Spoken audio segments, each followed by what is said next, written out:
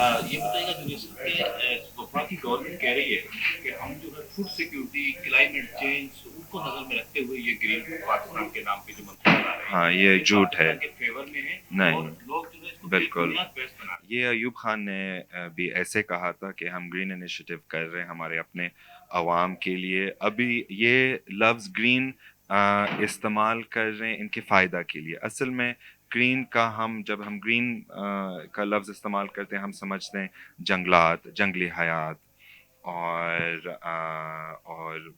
इन चीज़ों का तहफ़्फ़ुज़, मगर ये एक्चुअली हमारे बर्बाद है, ये हमारे सत्यानाश है और इसमें कोई शक नहीं है। वो पानी छीन के ले रहे हैं और चोलिस्तान में 40 लाख एकड़ को आबाद करना चाहते हैं, और हमारे तकरीबन करोड़ से ज़्यादा ज़मीन बंजर हो जाएगा। इसमें कोई शक नहीं, ये तो साइंस की बात है, ये इंजीनियरिंग की बात है। जो हमारे सरकार कह रहे हैं कि ये हमारा फ़ायदा देने वाली चीज़ है, ये झूठ है। लोग समझ के समझते हैं कि आप जब जिम्मेदार हैं तो एक खौफ पैदा हुई कि भुट्टो खाना का एक पर्दा है, आप पॉलिटिक्स कर रहे हैं बात तो